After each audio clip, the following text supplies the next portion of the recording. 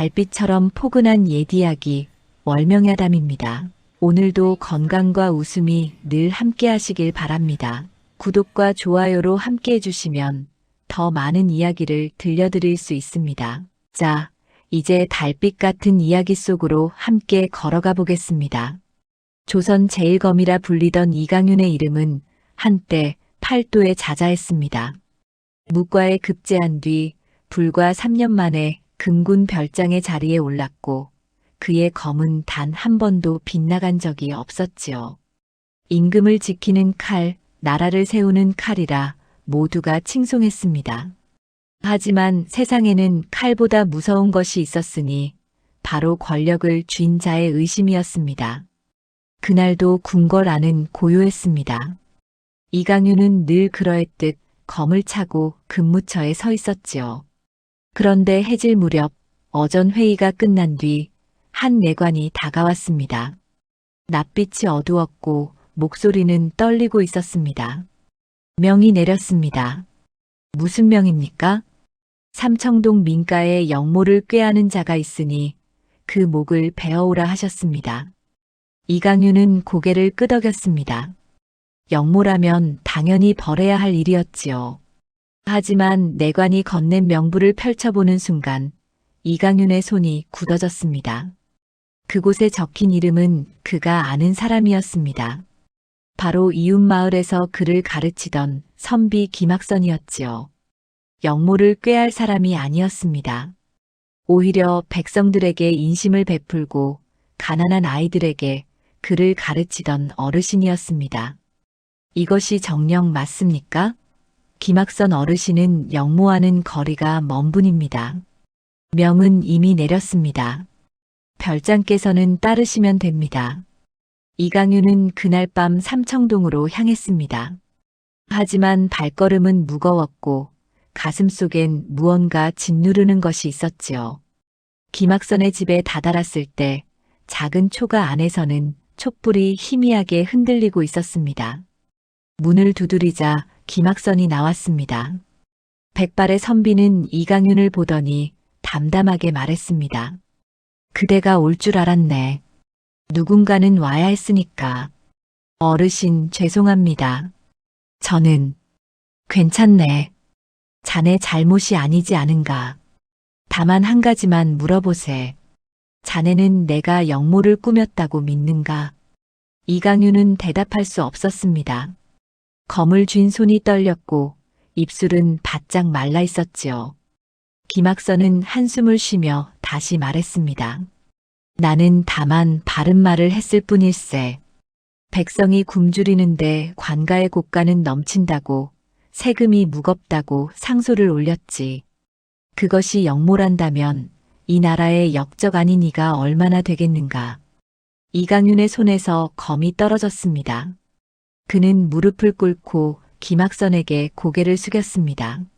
어르신 용서하십시오. 저는 검을 들 수 없습니다. 자네를 탓하지 않네. 다만 자네가 어찌 될지 걱정이로구나. 이강윤은 그날 밤 궁으로 돌아가지 않았습니다. 명을 거역한 것이지요. 사흘 뒤 금군들이 이강윤을 찾아 나섰고 그를 역적으로 몰아 잡아들이려 했습니다.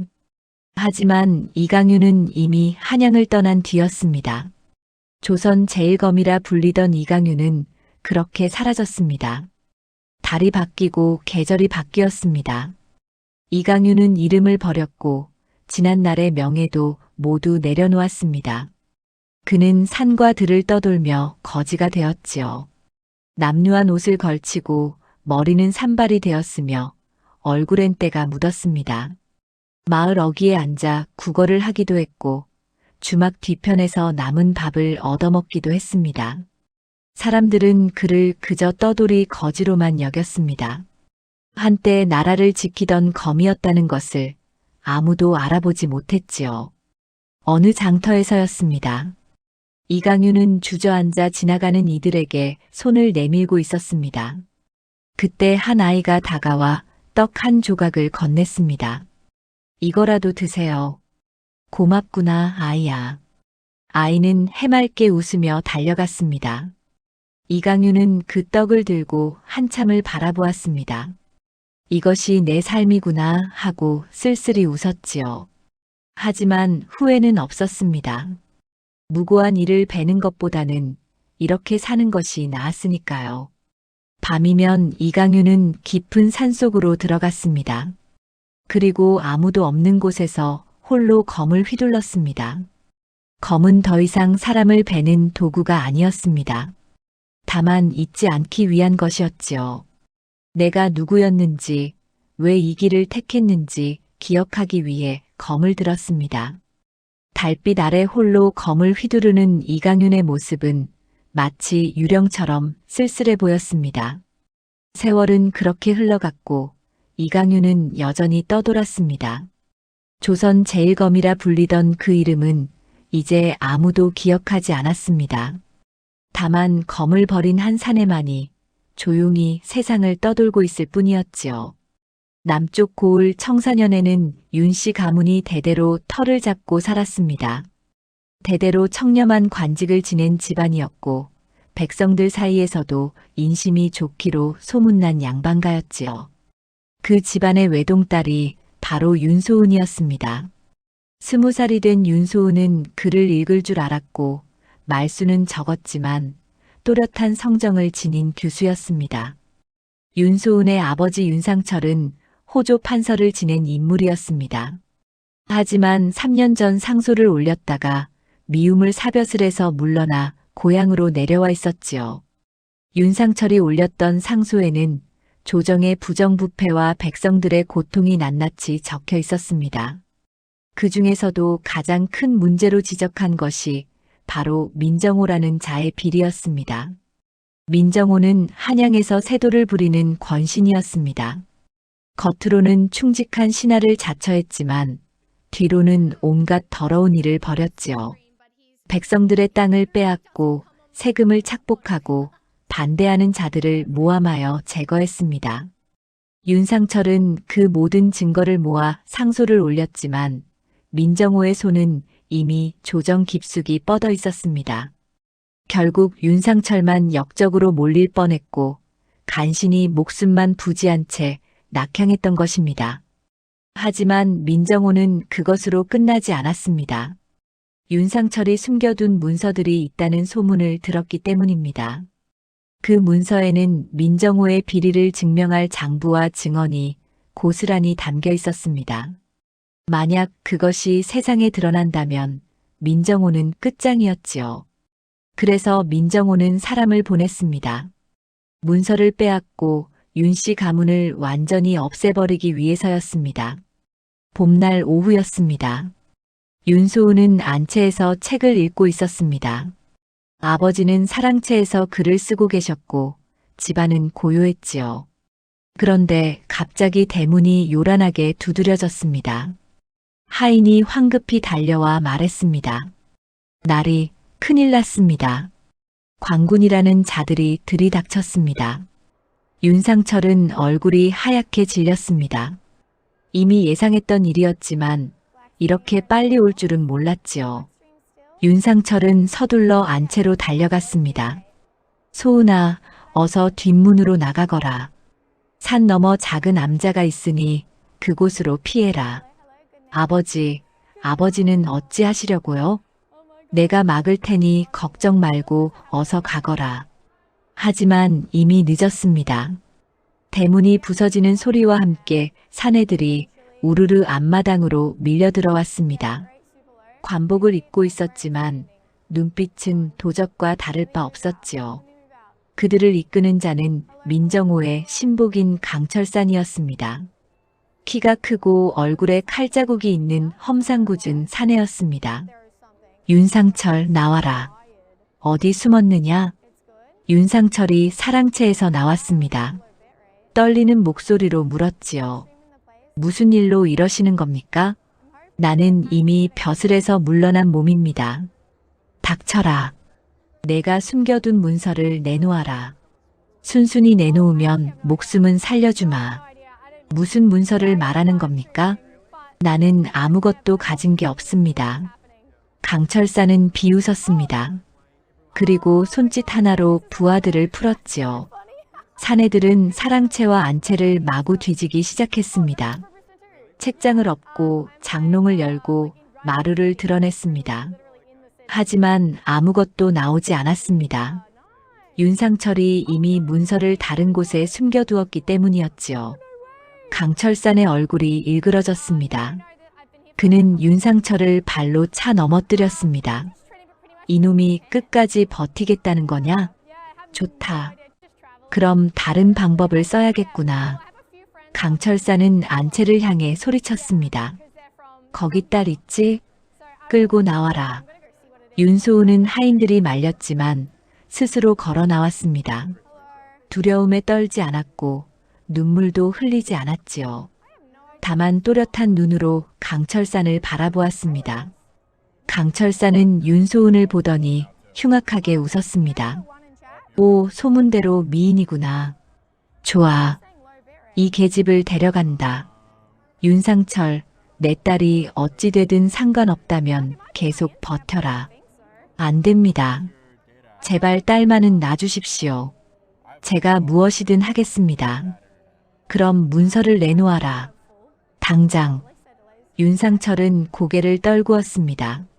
문서를 내놓으면 자신은 물론 다른 이들까지 위험해집니다. 하지만 딸을 저들 손에 넘길 수는 없었지요. 망설이는 사이 강철사는 윤소은의 팔을 움켜쥐었습니다. 좋다. 시간을 주마. 사흘 안에 문서를 가지고 한양으로 올라와라. 그때까지 이 계집은 우리가 데리고 있겠다. 만약 오지 않으면 내 딸이 어찌 될지는 내가 알아서 상상해라.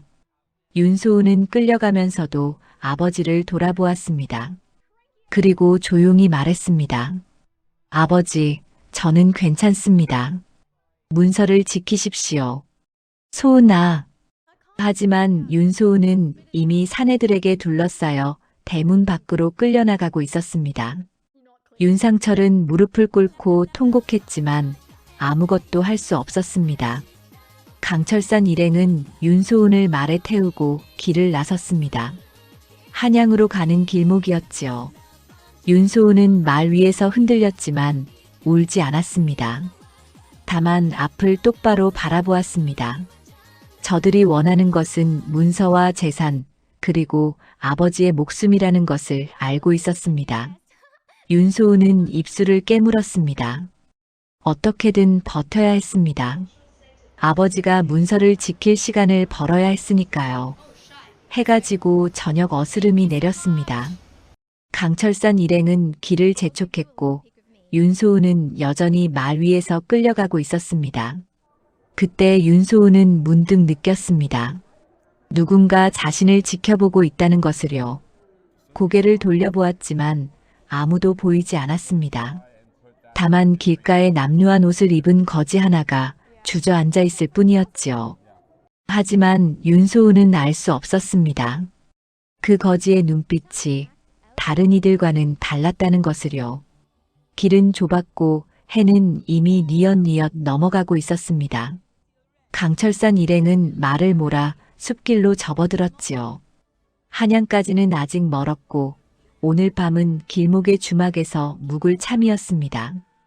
윤소은은 여전히 말 위에서 흔들리고 있었습니다. 손목은 밧줄에 묶여 있었고 입술은 바짝 말라 있었지만 신음 하나 내지 않았습니다. 강철사는 뒤를 돌아보며 윤소은을 훑어보았습니다. 그리고 옆에 있는 부하에게 낮게 말했지요. 저 계집 제법 배짱이 있구나. 보통 규수 같으면 벌써 울고불고 난리를 쳤을 텐데. 그러게 말입니다. 하지만 한양에 가면 어차피 꺾일 겁니다. 그래. 민대감께서 원하시는 건 문서와 윤상철의 목숨이니 저 계집은 그저 미끼일 뿐이지. 두 사내는 비열하게 웃었습니다. 윤소은은 그 말을 듣고도 표정을 바꾸지 않았습니다. 이미 예상했던 일이었으니까요. 다만 속으로 다짐했습니다. 어떻게든 버티겠다고, 아버지가 문서를 지킬 때까지 시간을 벌겠다고요. 해가 완전히 지고 어둠이 내렸습니다. 숲은 깊었고 길은 점점 더 좁아졌지요. 그때였습니다. 길 한가운데 누군가 주저앉아 있는 것이 보였습니다. 남루한 옷을 걸친 거지였습니다. 머리는 산발이었고 얼굴에는 때가 잔뜩 묻어 있었지요. 강철산이 인상을 찌푸리며 소리쳤습니다. 이봐, 거지 새끼. 비켜라. 우리가 지나간다. 하지만 거지는 움직이지 않았습니다. 그저 고개를 숙인 채 길 한가운데 앉아 있을 뿐이었지요. 강철산의 부하 하나가 말에서 내려 거지에게 다가갔습니다. 이놈아, 귀가 먹었나? 어서 비키지 못해? 부하가 거지의 어깨를 밀쳤습니다. 그 순간이었습니다. 거지가 번개처럼 움직였습니다. 손이 움직이는가 싶더니 부하는 비명도 지르지 못하고 그 자리에 쓰러졌습니다. 목을 움켜쥔 채 정신을 잃은 것이지요. 강철산이 깜짝 놀라 칼을 뽑았습니다. 이놈이 뭐하는 짓이냐. 나머지 부하들도 일제히 칼을 뽑아들었습니다. 하지만 거지는 여전히 고개를 숙인 채 천천히 일어났습니다. 그리고 낮고 차분한 목소리로 말했지요. 여인을 놓아주십시오. 뭐, 이 미친놈이 지금 무슨 소리를 하는 거냐? 강철산은 코웃음을 쳤습니다. 거지 주제에 자신들을 막아서다니 어처구니가 없었지요. 강철산은 손짓으로 부하들을 풀었습니다. 저놈을 죽여라. 어디 감히 우리를 가로막아? 부하 4명이 일제히 거지에게 달려들었습니다. 칼이 번쩍이며 내리쳤지요. 하지만 거지는 그 칼들을 모두 피했습니다. 몸을 굽히고 돌고 튕겨나가며 단 한 번도 칼에 맞지 않았습니다. 그리고 거지의 손이 다시 움직였습니다. 이번에는 더 빨랐습니다.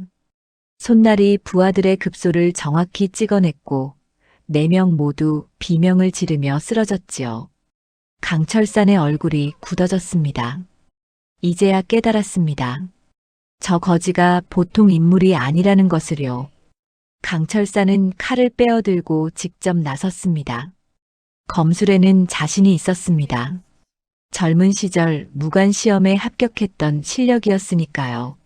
내 놈이 누군지는 모르겠지만 감히 우리를 막아서다니 목숨이 아깝지 않은 모양이구나. 강철산이 칼을 휘둘렀습니다. 빠르고 날카로운 칼이었지요. 하지만 거지는 맨손으로 그것을 막아냈습니다. 손목을 틀어 칼의 궤적을 바꾸고 발을 옮겨 거리를 벌렸습니다. 그리고 단 한 번의 손날로 강철산의 손목을 쳤습니다. 칼이 땅에 떨어졌고 강철산은 손목을 부여잡고 비명을 질렀지요. 이럴 수가. 거지는 강철산의 목덜미를 잡아 땅에 내동댕이 쳤습니다. 강철산은 고개를 들어 거지를 올려다보았습니다. 그제야 거지의 눈빛이 보였습니다. 차갑고 날카로운 검을 다루던 자의 눈빛이었습니다. 강철산은 온몸이 얼어붙었습니다. 너는 대체 누구냐? 거지는 대답하지 않았습니다. 다만 윤소은이 묶여있는 말로 다가갔습니다. 그리고 밧줄을 풀어주었지요. 윤소은은 거지를 물끄러미 바라보았습니다. 이 사람이 누구인지 알 수 없었지만 분명한 것은 자신을 구해주었다는 것이었습니다.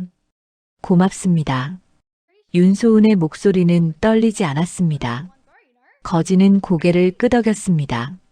그리고 말의 고삐를 잡아 윤소은을 이끌었지요. 강철산이 뒤에서 소리쳤습니다. 이봐, 내가 누군지는 모르겠지만 지금 큰일을 저지르는 거다. 우리는 민정호 대감의 사람들이야. 내가 감히 우리를 건드렸으니 너는 죽어도 죽임을 면치 못할 거다. 거지는 걸음을 멈추지 않았습니다. 다만 차갑게 한마디만 던졌지요. 이미 죽을 각오는 오래전에 했습니다. 그 말과 함께 거지는 윤소은을 데리고 숲속으로 사라졌습니다. 강철산은 그 뒷모습을 바라보며 이를 갈았습니다. 부하들은 모두 쓰러져 있었고 자신마저 손목을 다쳐 칼을 쥘 수 없었지요. 강철사는 땅을 치며 외쳤습니다. 이놈 반드시 찾아내서 죽여주겠다. 한편 숲속 깊은 곳에서 거지는 말을 세웠습니다. 윤소은을 내려주고 조용히 말했지요. 이제 괜찮습니다. 저들은 한동안 따라오지 못할 겁니다. 정말 고맙습니다. 은인이십니다. 성함이라도 여쭤도 되겠습니까? 거지는 잠시 망설이다가 고개를 저었습니다. 이름은 중요하지 않습니다. 그저 지나가던 사람일 뿐입니다. 하지만 저를 구해주셨는데 이대로 보낼 수는 없습니다. 낭자, 집으로 돌아가십시오. 이 길은 위험합니다. 윤소은은 거지를 물끄러미 바라보았습니다. 비록 남루한 옷을 걸치고 있었지만 그 눈빛과 몸가짐은 예사롭지 않았습니다. 검을 다뤄본 사람, 아니 검에 일생을 바친 사람의 기운이 느껴졌지요. 윤소은은 조용히 물었습니다. 당신은 누구십니까? 보통 사람이 아니신 것 같은데요. 거지는 대답하지 않았습니다. 다만 고개를 돌려 먼 산을 바라보았습니다. 달빛이 그의 얼굴을 희미하게 비췄고 윤소은은 그 순간 거지의 얼굴에 스친 슬픔을 보았습니다. 무언가 깊은 상처를 안고 사는 사람의 표정이었지요. 낭자, 어서 가십시오. 저들이 다시 올지도 모릅니다. 윤소은은 더 이상 묻지 않았습니다. 다만 깊이 고개를 숙여 인사했습니다. 은혜는 평생 잊지 않겠습니다. 거지는 고개를 끄덕이고는 어둠 속으로 사라졌습니다. 윤소은은 그 뒷모습을 한참 바라보다가 말을 몰아 고향으로 향했습니다. 하지만 마음 한구석에는 의문이 남아 있었습니다. 저 사람은 대체 누구일까? 왜 자신을 구해주었을까 하고요. 그날 밤 숲속 어딘가에서 거지는 홀로 앉아 있었습니다. 손을 펼쳐보니 떨리고 있었습니다. 사람을 다치게 했지만 죽이지는 않았습니다. 다시는 검을 들지 않겠다고 다짐했지만 결국 또 검술을 썼습니다. 거지는 한숨을 쉬었습니다. 나는 대체 무엇을 위해 사는 것일까? 하지만 후회는 없었습니다. 만약 그때 그냥 지나쳤다면 평생 후회했을 테니까요. 거지는 하늘을 올려다보았습니다. 별들이 총총히 빛나고 있었지요. 그리고 속으로 다짐했습니다. 다시는 검을 들지 않으리라고요. 하지만 세상은 그를 가만두지 않을 것이었습니다. 청사년 장터는 아침부터 시끄러웠습니다. 사람들이 모여 수군거리고 있었지요. 어젯밤 일어난 일 때문이었습니다. 윤시댁 교수가 끌려갔다가 돌아왔다는 소문이 퍼진 것입니다. 내 듣기론 강철산이라는 자가 교수를 끌고 갔다던데 도중에 누군가 나타나 구해줬다더군. 그게 정말인가? 대체 누가 그런 일을 한 거지? 거지 같은 차림의 사내였다던데 검술이 귀신 같았다고 하더라고. 거지가 검술이라니 말이 되는 소리인가? 사람들은 고개를 갸웃거렸습니다. 하지만 소문은 걷잡을 수 없이 퍼져나갔지요. 윤소은을 구한 신비한 거지, 맨손으로 무장한 사내들을 제압한 검술, 그리고 이름도 밝히지 않고 사라진 은인. 이야기는 입에서 입으로 전해지며 점점 더 커졌습니다. 청사년 관아에도 그 소문이 들어갔습니다. 관아의 하급 관리 한도윤은 그 이야기를 듣고 가만히 생각에 잠겼습니다. 한도윤은 60이 넘은 늙은 관리였지만 젊은 시절 한양에서 일한 적이 있었습니다. 그때 조선 제일검이라 불리던 이강윤을 먼 발치에서나마 본 적이 있었지요. 거지 같은 차림 하지만 검술은 귀신 같다. 한도윤은 혼잣말을 중얼거렸습니다. 문득 오래전 기억이 떠올랐습니다. 이강윤이 사라졌을 때 사람들은 그가 죽었거나 멀리 도망쳤을 거라 생각했습니다. 하지만 만약 그가 살아있다면 어디선가 숨어 지내고 있을 것입니다. 그리고 검을 버렸다지만 몸에 밴 검술은 쉽게 사라지지 않지요. 혹시 그놈이 아직 살아있는 것은 아닐까? 한도윤은 조심스럽게 추측했습니다. 하지만 확신할 수는 없었습니다. 다만 이 일이 예사롭지 않다는 느낌만은 확실했지요. 한도윤은 몇몇 신뢰할 만한 이들에게 조용히 물었습니다. 강철산 일행이 당한 일 자세히 아는 사람이 있는가? 제가 그 길을 지나다가 강철산을 봤습니다. 손목이 부러진 채 부하들을 이끌고 절뚝거리며 가더군요. 부하들은 모두 급소를 맞아 기절했다가 깨어났다고 합니다. 죽이지는 않았지만 정확히 급소만 쳤다더군요. 한도윤은 고개를 끄덕였습니다. 급소만 정확히 친다는 것은 검술의 조예가 깊은 자만 할 수 있는 일이었습니다. 게다가 죽이지 않고 제압했다는 것은 그 사람이 아직 사람을 죽이는 것을 꺼린다는 뜻이기도 했지요. 소문은 청사년을 넘어 인근 고을로 퍼졌습니다. 장터의 행상들이 이야기를 날랐고 주막의 나그네들이 술잔을 기울이며 떠들어댔습니다. 신비한 검객, 이름 없는 은인, 거지 같은 차림의 고수. 이야기는 점점 더 부풀려졌고 사람들은 그 이야기에 귀를 기울였습니다. 조선 제일검이 살아있던 거 아니겠나? 말도 안 되는 소리. 그이는 진작에 죽었다고 들었네. 하지만 시체를 본 사람은 없지 않았나? 그렇긴 하지만 사람들은 반신반의했습니다. 하지만 소문은 멈추지 않았습니다. 그리고 마침내 그 소문은 한양까지 올라갔지요. 한양의 민정호는 자신의 저택 사랑채에 앉아 있었습니다. 화려한 비단옷을 입고 값비싼 차를 마시고 있었지요. 그때 강철산이 절뚝거리며 들어왔습니다. 손목에는 붕대가 감겨 있었고 얼굴은 창백했습니다. 대감님 죄송합니다. 강철산 무슨 일인가? 윤소은은 어디 있느냐? 그것이 도중에 놓쳤습니다. 민정호의 눈빛이 차갑게 변했습니다. 찻잔을 내려놓으며 낮게 물었지요. 놓쳤다니 무슨 소리인가?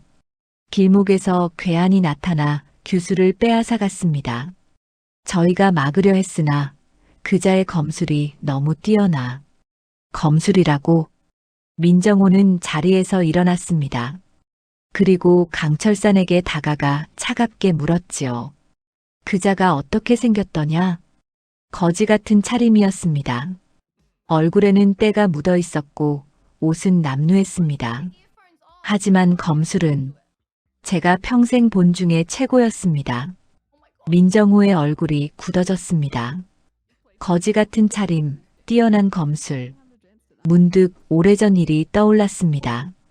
이강윤이 사라졌을 때 민정호는 안도했었습니다. 조선 제일검이라 불리던 그 칼이 사라졌으니 더 이상 위협이 없다고 생각했지요. 하지만 만약 그 칼이 아직 살아있다면 혹시 그자가 누구인지 알아냈는가? 아닙니다. 이름도 밝히지 않았고 그냥 사라졌습니다. 민정호는 창밖을 바라보았습니다. 불길한 예감이 들었습니다.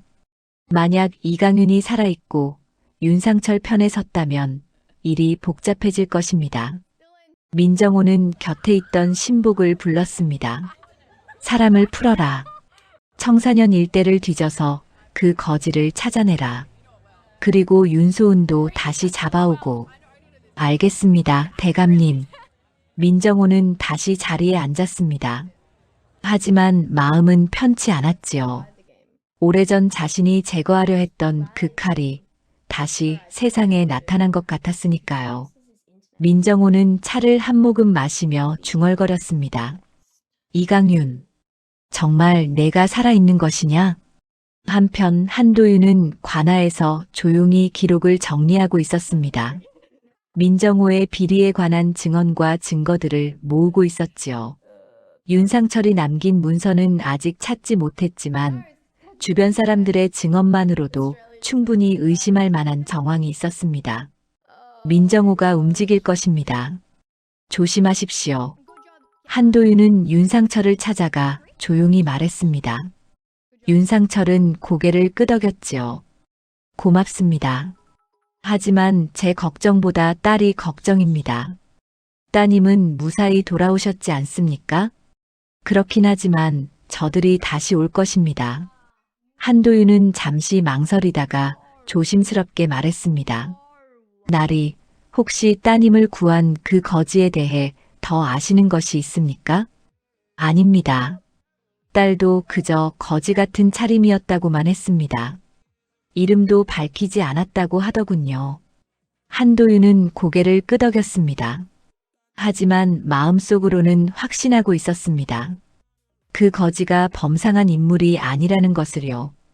그리고 만약 자신의 추측이 맞다면 조선제일검이 다시 돌아온 것이나 다름없었습니다. 나리, 제가 조심스럽게 알아보겠습니다. 그 은인을 찾을 수 있다면 큰 도움이 될 것입니다. 고맙습니다. 하지만 은인께 누를 끼치고 싶지는 않습니다. 알겠습니다. 그날 밤 한도윤은 혼자 등불을 켜고 앉아 있었습니다. 책상 위에는 오래된 기록이 펼쳐져 있었지요. 이강윤에 관한 기록이었습니다. 무과급제, 금군 별장, 그리고 갑작스러운 실종. 한도윤은 그 기록을 읽으며 한숨을 쉬었습니다. 만약 정말 이강윤이라면 그는 왜 돌아온 것일까? 그리고 왜 다시 검을 든 것일까? 한도윤은 알 수 없었습니다. 하지만 한 가지는 확실했습니다. 민정호가 움직이기 시작했고 곧 큰 일이 벌어질 것이라는 것을요. 소문은 여전히 퍼지고 있었습니다. 장터에서, 주막에서, 길거리에서 사람들은 신비한 검객 이야기를 나누었습니다. 그리고 그 소문 속에서 민정호의 손은 점점 더 거칠게 움직이기 시작했습니다. 윤소은을 다시 잡아오라는 명령과 함께 그 거지를 찾아내라는 명령도 내려졌지요. 세상은 서서히 움직이고 있었습니다. 그리고 그 중심에는 이름 없는 거지 한 명이 서 있었습니다. 민정호의 저택은 한양에서도 손꼽히는 큰 집이었습니다. 기와 지붕은 높고 넓었으며 마당에는 정원수가 가지런히 심어져 있었지요. 하지만 그 화려한 겉모습 뒤에는 더러운 일들이 숨어 있었습니다. 백성들의 땅을 빼앗아 모은 재산, 세금을 빼돌려 채운 금고, 그리고 수많은 사람들의 목숨을 담보로 쌓아 올린 권력이었습니다. 민정호는 사랑채에 앉아 신복들을 불러 모았습니다. 얼굴에는 짜증이 가득했지요. 윤소은을 놓친 것도 문제였지만 더 큰 문제는 그 거지였습니다. 만약 그자가 정말 이강윤이라면 일이 꼬일 수도 있었으니까요. 윤소은을 다시 잡아와야 한다. 이번에는 실패를 용납하지 않겠다. 민정호의 목소리는 차갑고 단호했습니다. 신복들은 고개를 숙였지요. 대감님, 하지만 이번에는 누군가 지키고 있을지도 모릅니다. 그래서 더 많은 사람을 보내는 것이다. 이번에는 무관 출신 고수들을 동원하라. 그 거지놈도 함께 잡아오고. 알겠습니다, 대감님. 민정호는 창밖을 바라보았습니다. 윤상철이 가진 문서가 세상에 나오면 자신의 모든 것이 무너질 것입니다. 벼슬도 재산도 심지어 목숨까지 위태로워질 것이지요. 그래서 윤소은이 필요했습니다. 윤소은을 인질로 삼아 윤상철을 압박하고 문서를 빼앗은 뒤 두 사람 모두 없애버릴 생각이었습니다. 윤상철의 약점을 모두 캐내라.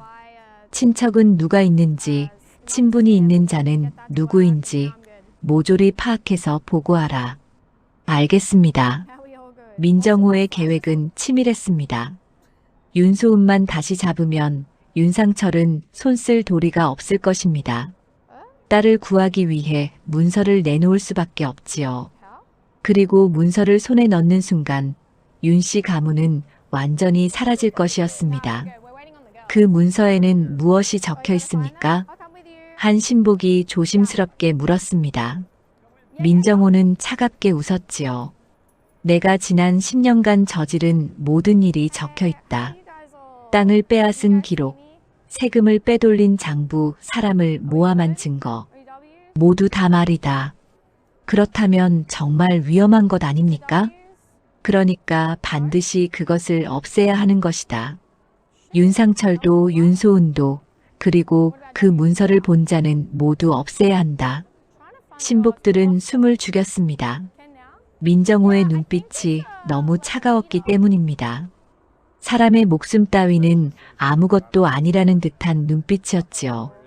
한편 청사년에서는 한도윤이 분주하게 움직이고 있었습니다.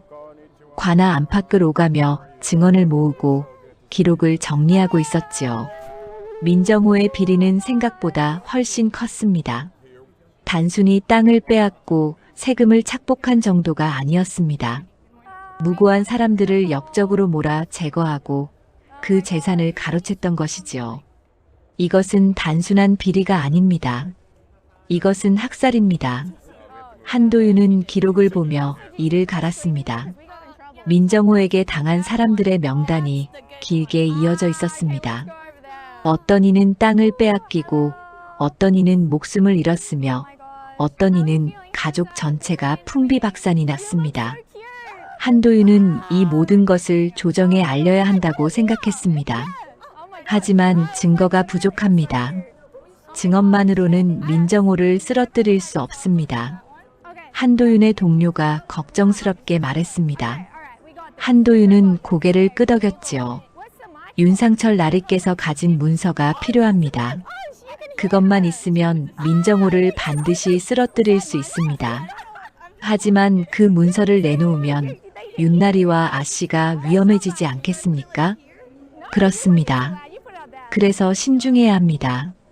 한도윤은 창밖을 바라보았습니다. 해가 지고 있었습니다. 시간이 얼마 남지 않았다는 것을 알 수 있었지요. 민정호가 다시 움직일 것이고 이번에는 더욱 거칠게 나올 것입니다. 그날 밤 윤상철의 집에는 긴장감이 감돌았습니다. 윤소은은 안채에 있었고 윤상철은 사랑채에서 문서를 바라보고 있었지요. 그 문서는 민정호를 쓰러뜨릴 수 있는 유일한 무기였지만 동시에 자신의 가족을 위험에 빠뜨리는 독약이기도 했습니다. 아버지, 그 문서를 한도윤 어르신께 넘기시는 것이 어떻겠습니까? 윤소은이 조용히 말했습니다. 윤상철은 고개를 저었지요. 안 된다. 문서를 넘기는 순간 민정호는 우리를 죽이려 들 것이다. 증인을 없애려 할 것이다. 하지만 이대로 가지고만 있을 수는 없지 않습니까? 윤상철은 한숨을 쉬었습니다. 딸의 말이 맞았습니다. 하지만 어찌해야 할지 답이 보이지 않았지요. 일단 기다려보자. 한도윤 어르신께서 분명 방법을 찾으실 것이다. 예, 아버지. 윤소은은 안채로 돌아갔습니다. 하지만 마음은 무겁였습니다. 자신 때문에 아버지가 고통받는 것이 괴로웠지요. 그리고 문득 그 거지가 떠올랐습니다. 자신을 구해준 그 사람은 지금 어디서 무엇을 하고 있을까요? 같은 시각 민정호의 사람들은 이미 청사년으로 향하고 있었습니다. 이번에는 20명이 넘는 무리였습니다. 모두 칼을 차고 있었고 얼굴에는 살기가 가득했지요. 그들을 이끄는 자는 박무진이라는 무관 출신이었습니다. 검술에 능했고 사람을 죽이는 것을 주저하지 않는 자였습니다. 민 대감께서 명하셨다. 윤소은을 반드시 잡아오고 그 거지도 찾아내라. 만약 방해하는 자가 있으면 죽여도 좋다. 알겠습니다. 박무진은 말을 달렸습니다. 이틀이면 청사년에 도착할 것이었습니다. 그리고 이번에는 누구도 막을 수 없을 것이라 자신했지요. 한편 한도윤은 급히 윤상철을 찾아갔습니다. 얼굴에는 걱정이 가득했습니다. 날이 큰일입니다. 민정호가 다시 사람을 보냈다는 소식을 들었습니다. 이번에는 무관들을 동원했다고 합니다. 무관들을요? 예. 그리고 인원도 많다고 합니다. 아마 사흘 안에 도착할 것입니다. 윤상철의 얼굴이 창백해졌습니다. 이번에는 강철상 같은 자들이 아니었습니다. 제대로 훈련받은 무관들이 온다면 막을 방법이 없었지요. 따님을 피신시켜야 합니다. 그리고 문서도 안전한 곳에 숨겨야 합니다. 어디로 피신시킨다는 겁니까? 저들의 손은 이미 곳곳에 뻗어 있습니다. 한도윤도 답을 찾지 못했습니다. 잠시 침묵이 흘렀지요. 그때 윤소은이 문을 열고 들어왔습니다. 아버지, 제가 미끼가 되겠습니다. 무슨 소리냐? 제가 저들에게 잡히면 아버지께서는 문서를 한도윤 어르신께 넘기실 수 있습니다. 그리고 조정에 알리십시오. 안 된다. 너를 미끼로 쓸 수는 없다. 하지만 다른 방법이 없지 않습니까? 윤소은의 목소리는 떨리지 않았습니다. 각오가 서 있었지요. 윤상철은 딸을 바라보았습니다. 어느새 이렇게 컸는지 의연한 모습에 가슴이 아팠습니다. 소은아, 아버지, 괜찮습니다. 저를 구해준 그분처럼 저도 누군가를 지킬 수 있다면 기쁠 것 같습니다. 한도윤은 두 사람을 바라보다가 조용히 말했습니다. 아직 포기하기는 이릅니다. 제가 관아의 군사들을 동원하겠습니다. 그리고 윗선에 급히 보고를 올리겠습니다. 하지만 시간이 사흘이면 충분합니다. 제가 반드시 방법을 찾겠습니다. 한도윤은 그렇게 말하고 관아로 돌아갔습니다. 하지만 마음속으로는 알고 있었습니다. 관아의 군사만으로는 부족하다는 것을요. 만약 그거지, 아니 이강윤이 정말 살아있다면 그의 도움이 필요했습니다. 밤하늘에는 별이 총총히 빛나고 있었습니다. 하지만 사람들의 마음속에는 어둠이 짙게 드리워져 있었지요. 민정호의 손은 점점 더 가까이 다가오고 있었고 시간은 얼마 남지 않았습니다. 사흘이 지났습니다. 박무진이 이끄는 무리는 청사년에 도착했습니다. 20명이 넘는 사내들이 말을 타고 윤시댁으로 향했지요. 하지만 이번에는 달랐습니다. 관아의 군사들이 윤시댁 앞을 지키고 있었고 한도윤도 그곳에 있었습니다. 관아의 명으로 이곳을 지키고 있다. 물러가시오. 한도윤이 단호하게 말했습니다. 박무진은 말에서 내려 한도윤을 노려보았지요. 우리는 한양에서 온 자들이다. 역적의 딸을 잡으러 왔으니 비키시오. 역적이라니 무슨 근거로 그런 말을 하시오? 윤상철 나리는 정당한 상소를 올렸을 뿐입니다. 근거는 한양에 가면 알 수 있을 것이다. 어서 비키지 않으면 너희도 역적으로 몰릴 것이다.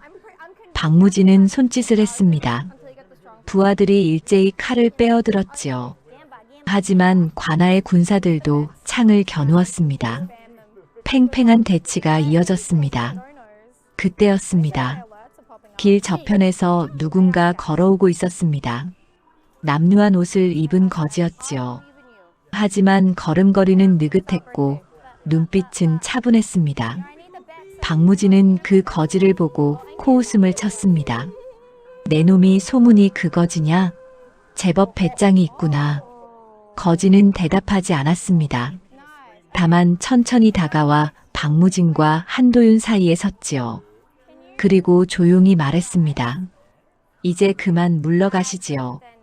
더 이상은 피를 보고 싶지 않습니다. 하, 웃기는구나. 내가 뭔데 우리에게 명령하느냐? 박무진이 칼을 빼어들었습니다. 그리고 거지를 향해 베어내렸지요. 빠르고 정확한 검이었습니다. 하지만 거지는 그것을 피했습니다. 몸을 살짝 틀어 칼날을 흘려보냈고 손으로 박무진의 손목을 쳤습니다. 칼이 땅에 떨어졌습니다. 박무진은 깜짝 놀라 뒤로 물러섰습니다.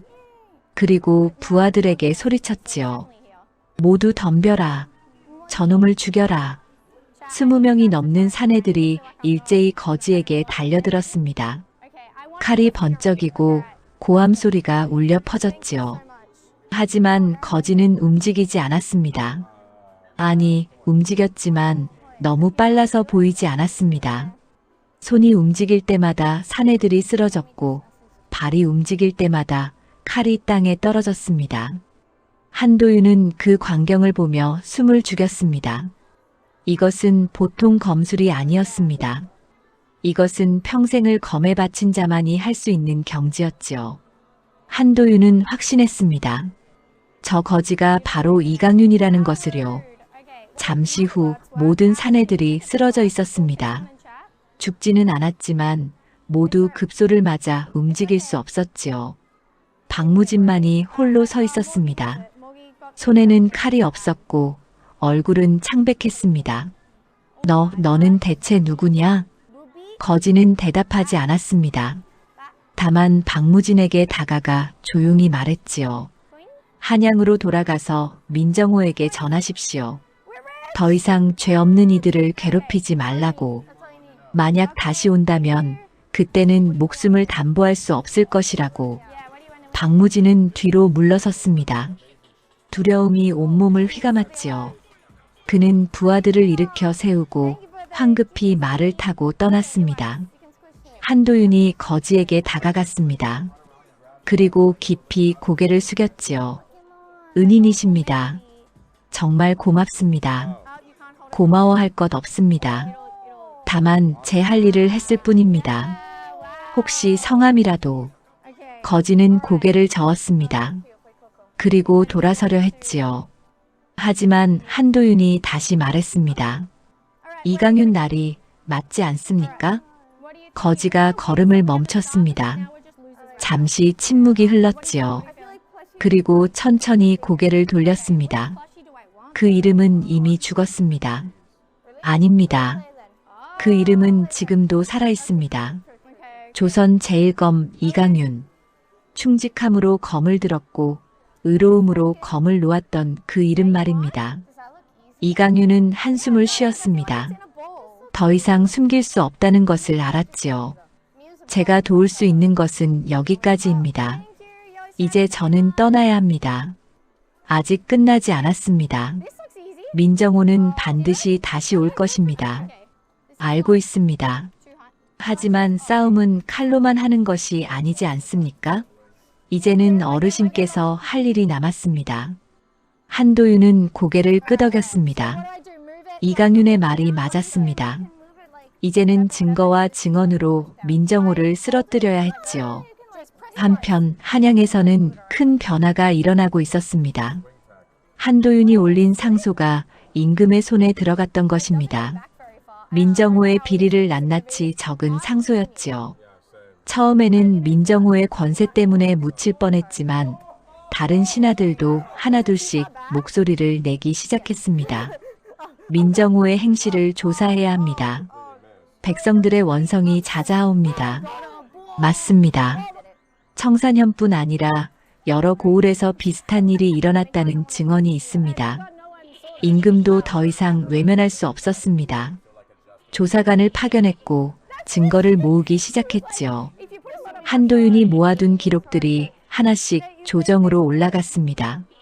그리고 마침내 윤상철이 숨겨두었던 문서도 임금의 손에 들어갔습니다. 민정호는 자신의 저택에서 떨고 있었습니다.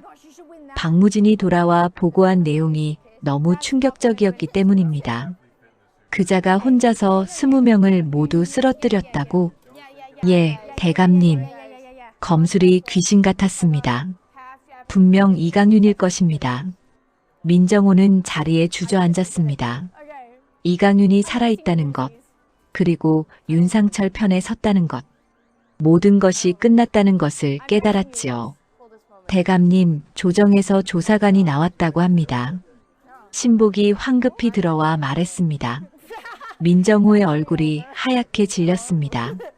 이미 늦었구나. 며칠 뒤 민정호는 조정에 불려갔습니다. 그리고 임금 앞에서 모든 증거를 들이댔지요. 장부, 증언, 문서. 부정할 수 없는 증거들이었습니다. 민정호는 무릎을 꿇었습니다. 죄를 지었습니다. 하지만 제게도 사정이. 사정 따위 듣고 싶지 않다. 경은 백성을 괴롭히고 무고한 이들을 해쳤으며 나라의 재물을 착복했다. 관직을 박탈하고 재산을 몰수하며 유배를 보내도록 하라. 민정호는 고개를 떨궜습니다. 평생을 쌓아 올린 권력과 재산이 한순간에 무너졌습니다. 칼에 죽지는 않았지만 권력과 체면을 모두 잃은 채 몰락한 것이지요. 민정호는 끌려나가며 중얼거렸습니다. 이강윤, 결국 내가 나를 무너뜨렸구나. 그는 이제야 깨달았습니다.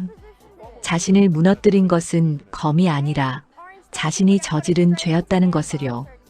이강윤은 다만 정의가 실현될 수 있도록 길을 열어준 것뿐이었습니다. 청사년에는 평화가 찾아왔습니다. 윤상철은 명예를 회복했고 윤소은도 안전해졌지요. 한도윤은 공을 인정받아 승진했습니다. 하지만 정작 가장 큰 공을 세운 이강윤은 어디에도 보이지 않았습니다. 은인께서는 어디로 가신 것일까요? 윤소은이 아버지에게 물었습니다. 윤상철은 고개를 저었지요. 알 수 없구나. 하지만 분명한 것은 우리를 지켜준 검이 아직 어딘가에 있다는 것이다. 윤소은은 창밖을 바라보았습니다. 어디선가 그 거지가, 아니, 이강윤이 조용히 살고 있을 것입니다. 이름 없이, 명예 없이, 다만 자신의 길을 묵묵히 걷고 있을 것이라고요. 모든 일이 정리된 뒤 청사년에는 봄날 같은 평화가 찾아왔습니다. 윤상철은 조정으로부터 사죄를 받았고 명예도 회복되었지요. 억울하게 땅을 빼앗겼던 백성들도 하나둘씩 돌려받기 시작했습니다. 민정호의 재산은 몰수되어 백성들을 위해 쓰이게 되었습니다. 윤소은은 안채에서 책을 읽고 있었습니다. 하지만 책 속의 글자가 눈에 들어오지 않았지요. 자꾸만 그 거지가, 아니, 이강윤이 떠올랐습니다. 자신을 2번이나 구해준 은인. 하지만 이름도 제대로 밝히지 않고 떠나버린 사람. 윤소은은 한숨을 쉬었습니다. 아씨, 관아에서 사람이 왔습니다. 하인이 알렸습니다. 윤소은은 책을 덮고 사랑채로 향했습니다. 거기에는 한도윤이 와 있었지요. 낭자, 그간 안녕하셨습니까? 예, 어르신. 덕분에 무사합니다. 한도윤은 미소를 지으며 말했습니다. 조정에서 나리와 낭자께 포상을 내리기로 했답니다. 나리께서는 다시 벼슬을 제안받으셨고 낭자께도 정려문을 세워주겠다 하셨습니다. 정려문이라니 과분합니다. 저는 아무것도 한 일이 없는데요. 아닙니다. 낭자께서 의연하게 버티신 덕분에 시간을 벌 수 있었습니다. 그것이 없었다면 오늘의 승리도 없었을 것입니다. 윤소은은 고개를 저었습니다. 자신이 한 일은 아무것도 없었습니다. 정작 모든 것을 해결한 것은 이강윤이었지요. 어르신, 그 은인께는 어떤 포상이 내려졌습니까? 한도윤의 얼굴이 어두워졌습니다. 그것이 조정에서도 이강윤 나리를 찾으려 했습니다. 벼슬을 회복시켜주고 포상도 내리려 했지요. 하지만 나리를 찾을 수가 없었습니다. 사라지셨단 말씀입니까? 예. 마치 처음부터 없었던 사람처럼 흔적도 없이 사라지셨습니다. 윤소은은 입술을 깨물었습니다. 가슴 한구석이 허전했지요. 며칠 뒤 관아에서는 이강윤을 찾기 위한 방이 붙었습니다. 조선 제1검 이강윤, 조정에서 복직과 포상을 내리니 관아로 나오라는 내용이었습니다. 사람들은 그 방을 보고 수군거렸지요. 조선 제1검이 정말 살아계셨구나. 그분이 우리를 구해주신 거였어. 대단하신 분이야. 벼슬도 마다하시다니. 하지만 이강윤은 나타나지 않았습니다. 보름이 지나고 한 달이 지나도 소식이 없었지요. 조정에서는 더 이상 기다릴 수 없다며 다른 이들에게 포상을 내렸습니다. 한도윤은 정사품 벼슬에 올랐고 윤상철에게는 명예를 회복시켜 주었습니다. 어느 날 저녁 윤소은은 홀로 뒷동산에 올랐습니다. 해가 지고 있었고 하늘은 붉게 물들어 있었지요. 바람이 불어왔습니다. 윤소은은 눈을 감고 그 바람을 맞았습니다. 은인, 어디 계신가요? 감사 인사라도 제대로 드리고 싶은데 바람만이 대답할 뿐이었습니다. 윤소은은 한참을 그렇게 서 있었지요. 그리고 천천히 산을 내려왔습니다. 같은 시각 청사년에서 멀지 않은 작은 마을에서 이강윤은 나무를 베고 있었습니다. 남루한 옷을 입고 땀을 흘리며 일하고 있었지요. 마을 사람들은 그를 그저 떠돌이 일꾼으로만 알고 있었습니다. 이봐, 거기 사람. 오늘 품삯이네. 마을 이장이 돈 몇 푼을 건넸습니다. 이강윤은 고개를 숙여 인사하고 돈을 받았습니다. 고맙습니다. 내일도 올 거지? 예, 오겠습니다. 이강윤은 마을 어귀의 허름한 움막으로 돌아갔습니다. 그곳에는 다른 떠돌이들이 함께 지내고 있었지요. 이강윤은 구석에 자리를 잡고 앉았습니다. 저녁으로 먹을 밥을 꺼내 먹었습니다. 형씨, 들었어? 조정에서 이강윤이라는 사람을 찾는다던데. 옆에 있던 떠돌이가 말했습니다. 이강윤은 밥을 먹으며 대답했지요. 그렇다던데요. 대단한 사람인가 봐. 벼슬도 주고 포상도 준다잖아. 부럽네. 글쎄요. 벼슬이 뭐 그리 좋은 건지 모르겠습니다. 하긴 우리 같은 사람들이야 평생 벼슬이랑은 인연이 없겠지. 떠돌이는 웃으며 술을 마셨습니다. 이강윤도 작게 웃었지요. 벼슬, 명예, 권력. 한때는 그것들이 소중했습니다. 하지만 이제는 아니었습니다. 그것들을 위해 무고한 이를 배라는 명을 받았을 때 이강윤은 깨달았습니다. 진짜 소중한 것은 따로 있다는 것을요. 밤이 깊어갔습니다. 이강윤은 움막 밖으로 나와 하늘을 올려다보았습니다. 별이 총총히 빛나고 있었지요. 문득 윤소은의 얼굴이 떠올랐습니다. 끌려가면서도 의연했던 그 규수. 이강윤은 조용히 웃었습니다. 무사하시길 바랍니다. 그리고 다시 움막 안으로 들어갔습니다. 내일도 일을 해야 했으니까요. 한편 윤상철은 조정으로부터 다시 벼슬을 제안받았습니다. 호조 판서로 복직하라는 명이었지요. 하지만 윤상철은 정중히 거절했습니다. 신은 이제 나이가 들었고 고향에서 조용히 지내고 싶습니다. 벼슬은 더 젊은 이들에게 맡기는 것이 좋겠습니다. 조정에서는 아쉬워했지만 윤상철의 뜻을 존중했습니다. 윤상철은 청사년에 남아 백성들을 도우며 살기로 했지요. 가끔 서당에 나가 아이들에게 글을 가르치기도 했습니다. 윤소은도 자신의 삶을 선택했습니다.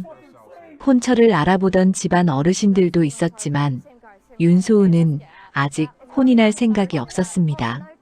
다만 아버지를 돕고 책을 읽으며 가끔 마을 여인들에게 글을 가르치며 지냈지요. 소은아, 괜찮겠느냐? 아비로서는 내가 좋은 짝을 만나 행복했으면 좋겠구나. 아버지, 저는 지금도 행복합니다. 아버지 곁에 있는 것만으로도 충분합니다. 윤상철은 딸을 안쓰럽게 바라보았습니다. 하지만 억지로 권하지는 않았지요. 딸이 선택한 삶이니까요. 계절이 바뀌었습니다. 여름이 지나고 가을이 왔습니다. 청사년에는 풍년이 들었고 백성들은 기뻐했지요. 한도윤은 선정을 베풀어 사람들의 칭송을 받았고 윤시댁도 평화로웠습니다. 어느 날 윤소은은 장터에 나갔습니다. 책을 사러 간 길이었지요. 장터는 사람들로 북적였습니다. 윤소은은 책방을 둘러보다가 문득 뒤를 돌아보았습니다. 누군가 자신을 지켜보는 느낌이 들었기 때문입니다. 하지만 아무도 없었습니다. 다만 길 저편에 떠돌이 일꾼 하나가 짐을 지고 지나갈 뿐이었지요. 윤소은은 고개를 갸웃거리다가 다시 책을 보았습니다. 그 떠돌이는 이강윤이었습니다. 이강윤은 짐을 지고 가다가 잠시 걸음을 멈추고 윤소은을 바라보았습니다. 무사한 모습을 보니 안심이 되었지요. 이강윤은 조용히 미소를 지었습니다. 그리고 다시 짐을 지고 걸어갔습니다. 관아에서는 여전히 이강윤을 찾고 있었습니다. 하지만 이강윤은 나타나지 않았습니다. 이강윤은 이미 결심했습니다. 이름 없는 검으로 남겠다고. 벼슬도 명예도 포상도 필요 없었습니다. 다만 조용히 살며 누군가 도움이 필요할 때 조용히 손을 내미는 것. 그것으로 충분했습니다. 해가 저물었습니다. 이강윤은 일을 마치고 움막으로 돌아갔습니다. 오늘도 평범한 하루였습니다. 내일도 그럴 것이고 모레도 그럴 것입니다.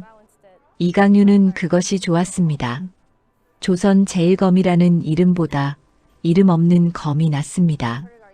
이강윤은 혼잣말을 하며 눈을 감았습니다. 그리고 편안하게 잠이 들었지요. 세상은 각자의 자리에서 제 할 일을 하며 돌아가고 있었습니다. 계절이 또 한 번 바뀌어 겨울이 왔습니다. 청사년에는 눈이 내렸고 하얀 눈이 온 마을을 덮었지요. 윤소은은 안채에서 창밖을 바라보고 있었습니다. 눈이 소복이 쌓인 정원이 고요했습니다. 아씨, 추운데 창문을 닫으시지요.